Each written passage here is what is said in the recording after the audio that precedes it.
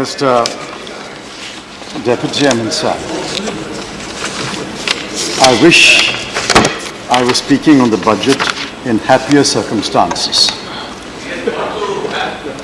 Please, beach में interrupt ना करें.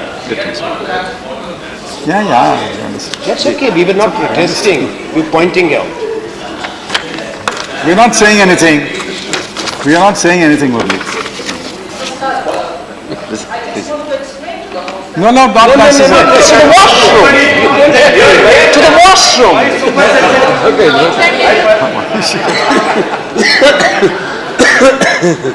Sir, I wish I was speaking under happier circumstances. I'm not unhappy only because India lost the cricket match yesterday.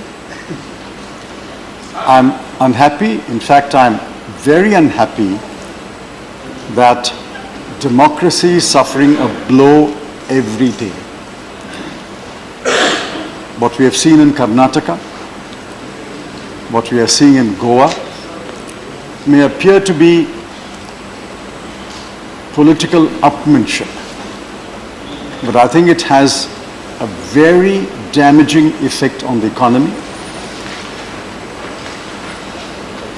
Foreign investors, rating agencies, international organizations do not read Indian newspapers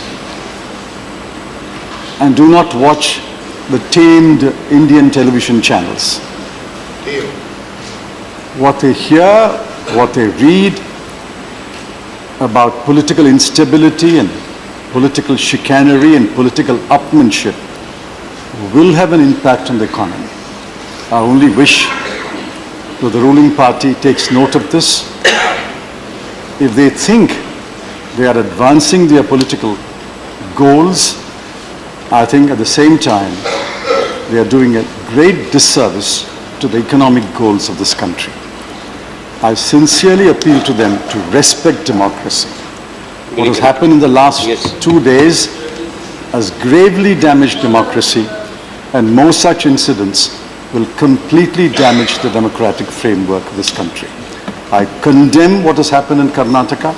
I condemn what has happened in Goa, not because it's a political event alone, but because it has a very damaging impact on the economy. Sir, I wish to compliment the Finance Minister. பட்டங்கள் ஆழ்வதும் சட்டங்கள் செய்வதும் பாரினில் பெண்கள் நடத்த வந்தோம் எட்டும் அறிவினில் ஆணுக்கிங்கே பெண் இழைப்பில்லை என்று கும்மியடி. This is Bharatiyar. Bharatiyar spoke about gender equality at the turn of the 20th century, in the early 20th century. And I'm very happy that she has had the distinguished privilege of being the first woman finance minister of India. And I may also add, I'm doubly happy that she is from Tamil, from Nadu.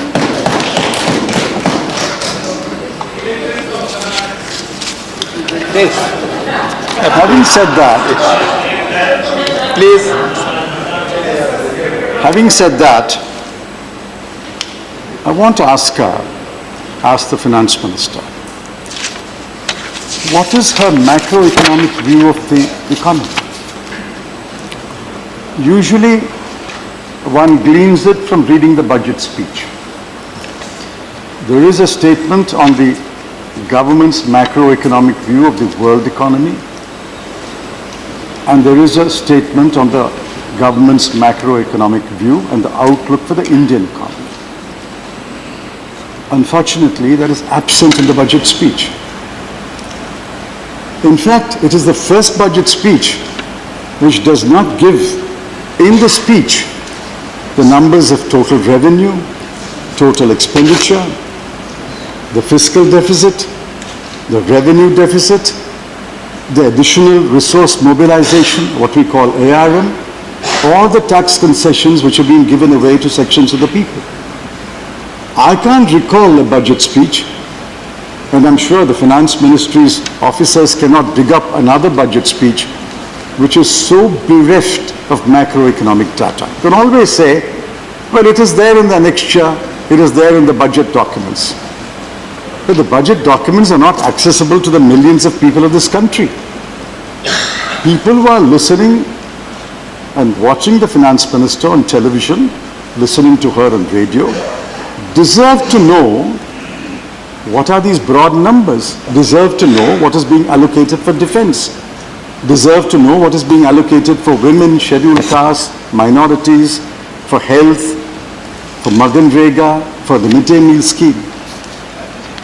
Whatever be, I would humbly request the finance minister to eschew this practice in future and make a speech that is self-explanatory and self-contained, so we have an idea of what the government's view on the macroeconomy is. When we come to the GDP, we are perplexed.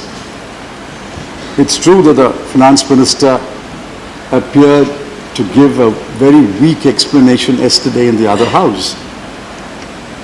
Let me give you my take on that.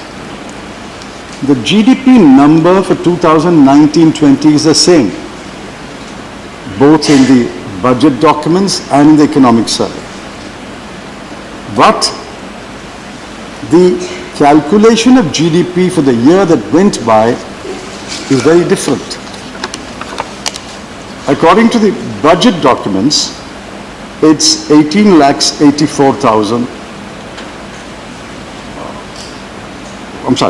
crore 88 lakhs 40,000. According to the Controller of Government Accounts, it's 1 crore 90 lakhs 29,000. You can always explain it away by saying, whatever be the GDP for the year that went by, we are agreed in the GDP for the new year, 2019-20. But that's not the issue. The issue is, what is your growth projection? According to the budget documents, the growth projection is 8%. But if you take the CGA's numbers, the growth projection is only 7%. It makes a big difference. 7% and 8% are simply not different only by 1%. 7% and 8% make a huge difference, and I'm perplexed that the government, that is the Chief Economic Advisor, the Controller of Government Accounts, and the Finance Minister, cannot present a unified picture of what will be the growth rate in 2019-20. If the government does not know, or the government speaks in different voices on the growth rate, what are the people to conclude? Be that as it may, sir, whatever be the growth rate, and I'll come to it a little later, 7% or 8%, how do you plan to sustain this growth rate or increase the growth rate?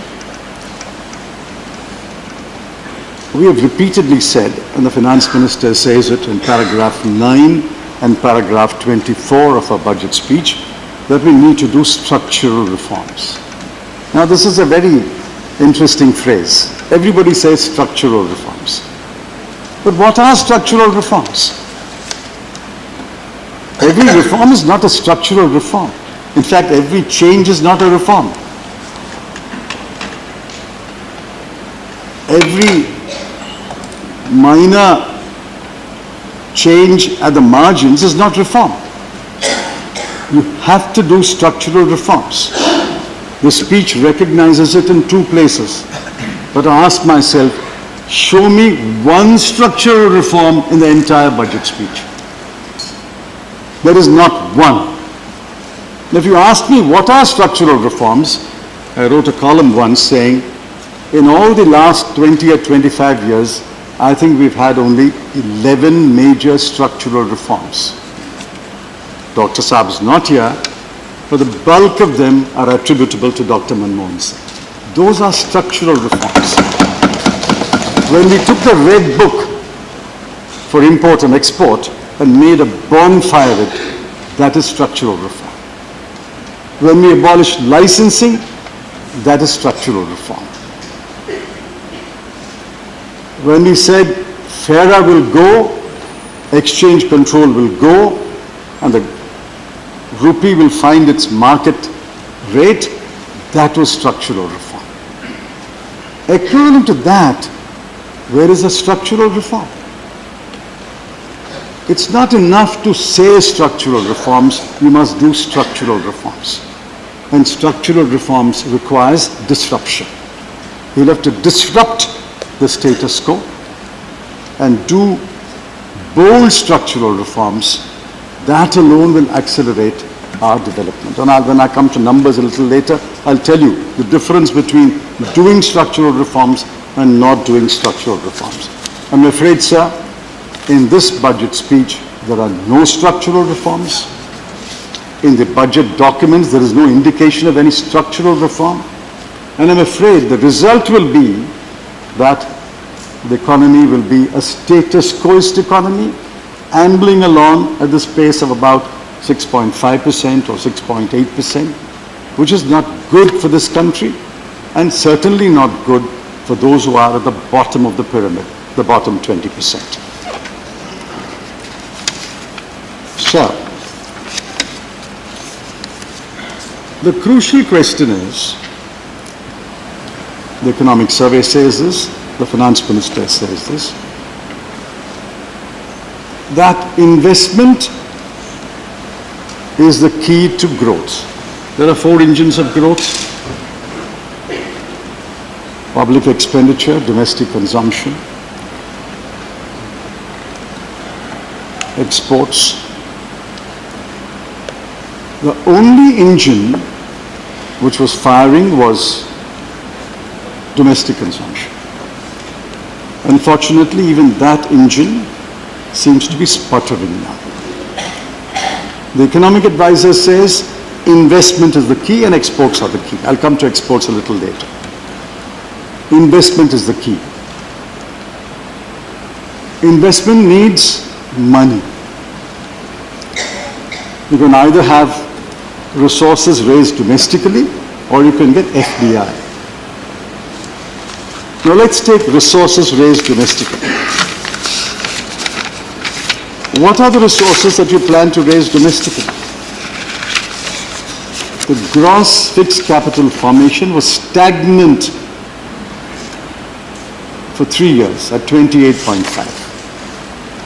In 2018-19, if you do the calculation, you will find the GFCF improved to 29.5. At one point of time, it was 34.5. It fell 6%, now fallen 5%. So what have you in the budget to say that domestic savings will increase, which will give an impetus to investment? If domestic savings are going to remain at 29.5%, where is the additional money going to come to spur investment? I'm afraid there's nothing in this budget that will improve domestic savings. In particular, nothing in this budget that will improve household savings. Who saves? There's a middle class which saves. And what have you done to the middle class? Is there anything in this budget that will enthuse the middle class to save more? You have taxed long-term capital gains. You have now taxed buyback of shares. About the super rich, which is a separate issue, you've increased their tax rate, but given no further relief to the middle class than what the interim budget gave. So where is the incentive for middle class to save more? And if household savings don't improve, domestic savings will not rise. If domestic savings do not rise, domestic investment will not rise. If domestic investment does not rise, the gross fixed capital formation will remain at about 29.5 or 30. If it remains at 29.5 or 30, how will you get 8% growth? Please teach me. I'm willing to be a student if the finance minister will be a teacher. I believe there was some debate about teacher and student in the other house. I'm willing to be a student. Let the finance minister be a teacher and tell me how will growth rise if domestic investment and GFCF remains at about 30. Now let's come to FDI. The budget speech says that FDI was 64.37 billion US dollars. She's right, but she forgot to mention it is gross FDI. Gross FDI was 64.375 billion last year. Net FDI was only 44 billion. So we should be absolutely transparent. She should have mentioned either both figures or she should have added the word gross to describe the FDI. Now, FDI has obvious limits. FDI is not in her control, not in anyone's control. FDI is controlled by the macroeconomy of the world. If US interest rates rise, if oil prices rise, if consumption rises in China, a variety of factors over which nobody has got control. So you can't rely only on FDI. The best way to boost investment rate is to boost domestic investment. And the best way to boost domestic investment is to boost domestic savings. The best way to boost domestic savings is to boost household savings. There is nothing, I repeat, there is nothing in this budget that will increase household savings. So, when we come to revenues, I've always held that this government loves to tax and spend. The last time that policy became a cropper. Unfortunately, as against budget estimates for 2018-19, the revenue loss was 1,60,000 crore. The revenues just simply did not come. One of the reasons is growth faltered. There are many other reasons. I don't have the time, my colleagues will. Now let's look at the budget estimates under the 6 major taxes. Corporation tax, income tax, customs, excise, service tax, GST. The estimate was, for the year that went by, 22,42,833 crore. What did you actually collect? 19,67,187.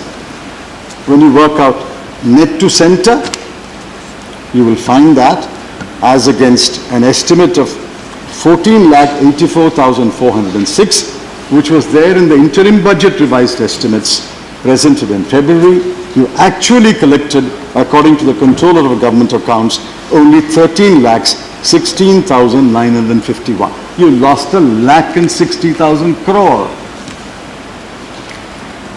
And now again, despite that experience, what are you projecting? Last year, income tax collections increased by 7.1%.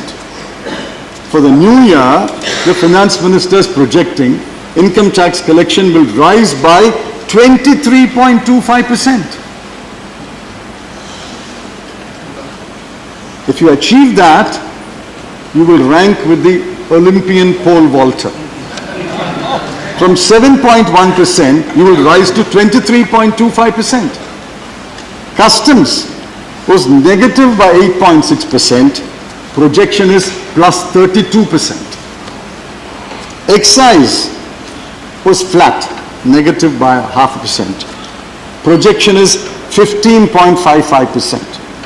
And now we come to the great GST. GST last year increased by 3.38%. Projection is 45%. And if you achieve these targets, I'll compliment you at the end of the year. But I'm afraid these targets are completely unrealistic. I wish you well. I wish your CBDT and the CBIC well. But I'm afraid these are completely unrealistic projections, unrealistic targets. And then I ask my question, if last year you lost 1,60,000 and this year you will lose another 1,60,000 crore or 2 lakh crore, how will you achieve your expenditure goals? How will you allocate monies for all that you have said? Please take a look at these numbers.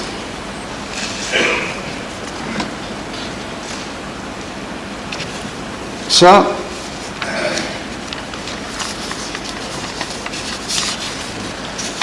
I don't blame entirely the finance minister.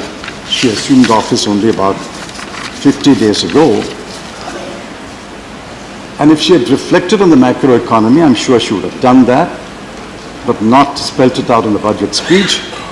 She would have realized, and I mean no disrespect to anyone, the economy that she inherited was a wobbly economy. She didn't inherit it from me, she inherited from her own government. So you no longer can blame this as a legacy issue. After 5 years of NDA, in the last year, 2018-19, growth was 8.0, 7.0, 6.6, 5.8. In the last year, the economy was in a decline. Point one to note. Farm sector grew at 2.9% only, the lowest in those 5 years. If you look at the farm sector graph, it's a decline. Over 10,000 farmers commit suicide every year. And the state that I have the honor to represent, Maharashtra, had 800 suicides this year alone until the 16th of June.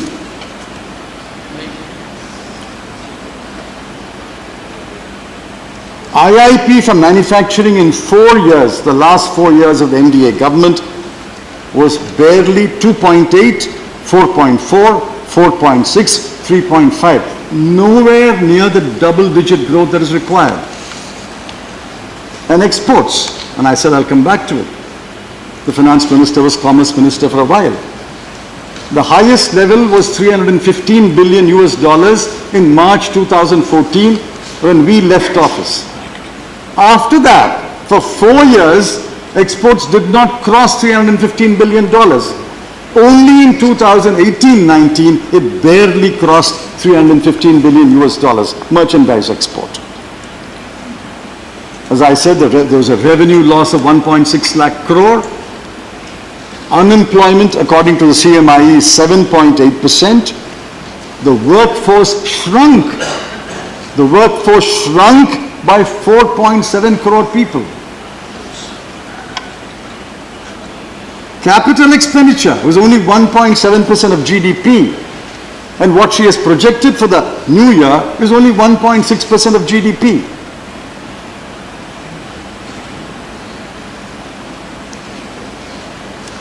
The gravity of unemployment can be looked at by only one example.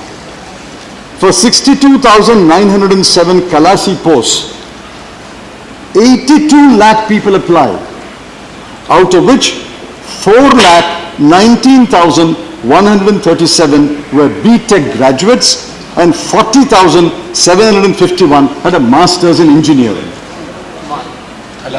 This is the economy that she inherited. I don't blame her for that. But taking note of the reality,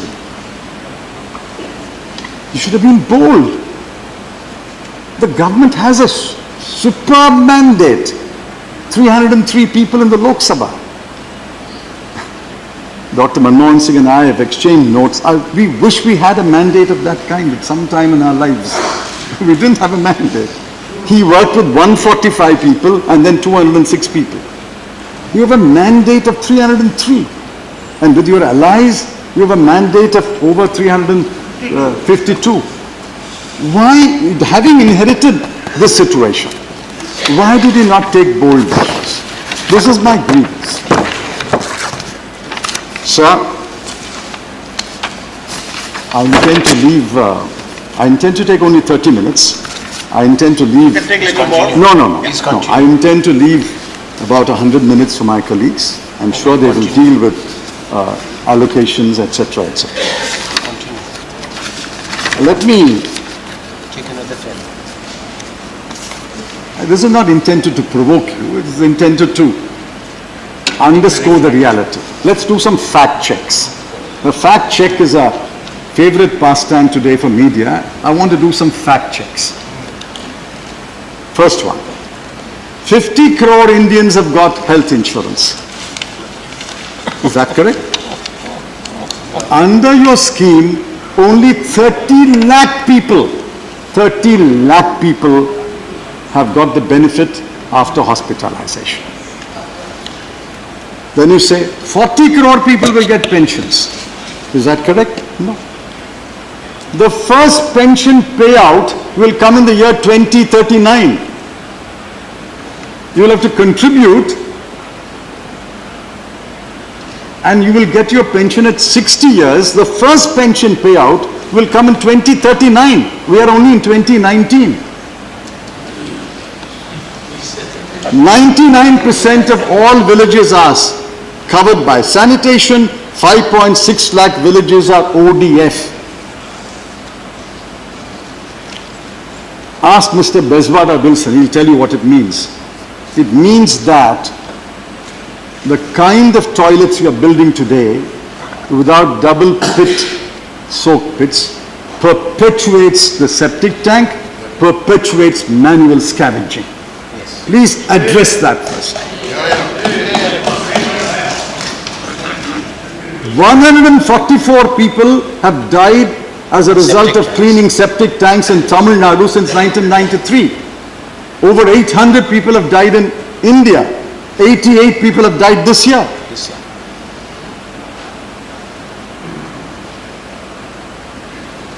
A study by government revealed 23% own but don't use the toilet. A study by a private agency revealed 43% of toilets are not used or not usable because there is no water. Come to Nandurbar district of Maharashtra. Come to Nandurbar district of Maharashtra. The Indian Express field report said, entire district, village after village said, we don't use the toilet. We are the most water scarce district in the whole country. How can we use water for cleaning our toilets? We don't get water for drinking. We don't get water for bathing. We don't get water for cooking. We have great difficulty in getting water. How will we use water in our toilets?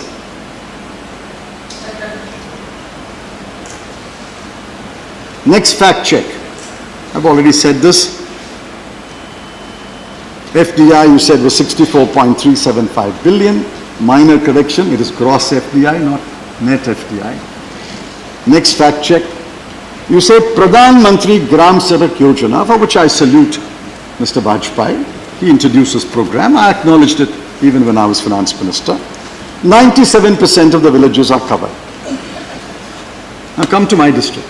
My district collector Shivaganga tells me, all villages are covered, sir, in our district.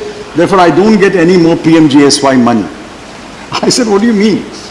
The roads that you built 10 years ago are no longer motorable.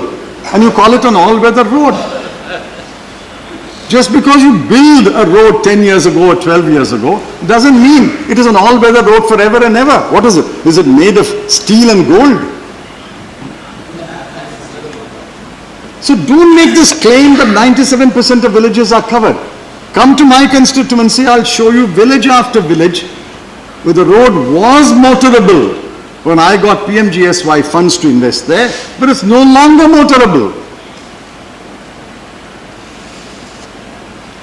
And finally you say in your speech that NPAs have been reduced by 1 lakh crore. Absolutely correct.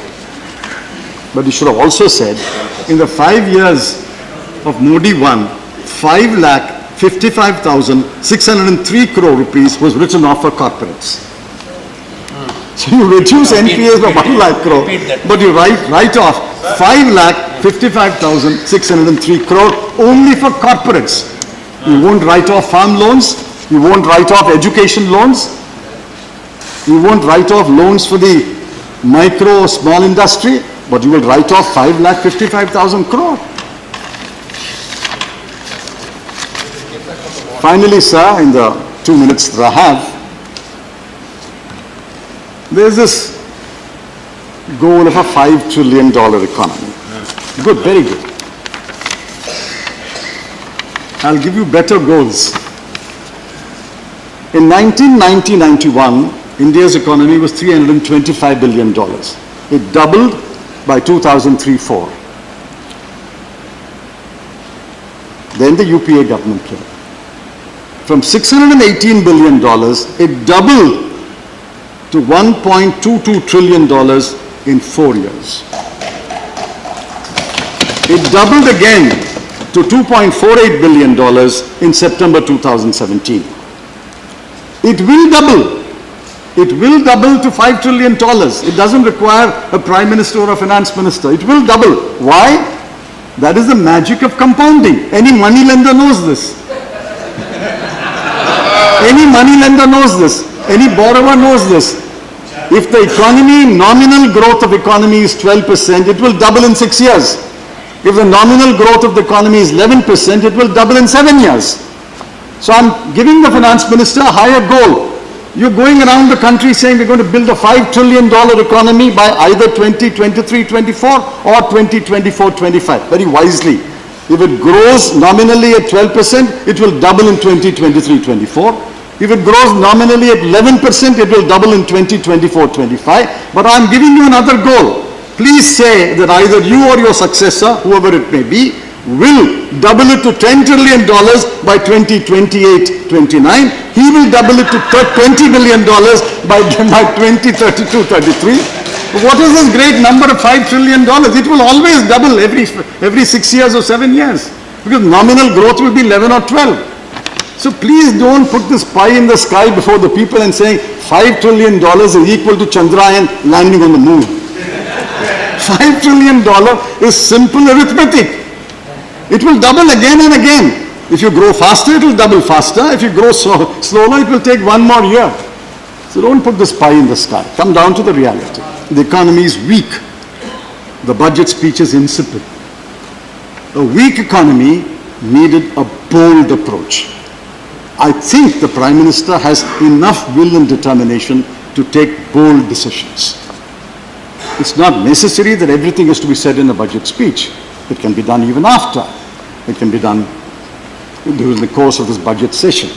But I expect this government to come back and tell us what structural reforms they will do, what bold steps they will take, how they will improve investment, which is the only engine that seems to be available to them, to spur India's growth to 8% this year and to raise it to double-digit 10%. I'm afraid, sir, this budget does not inspire us to believe that that will happen.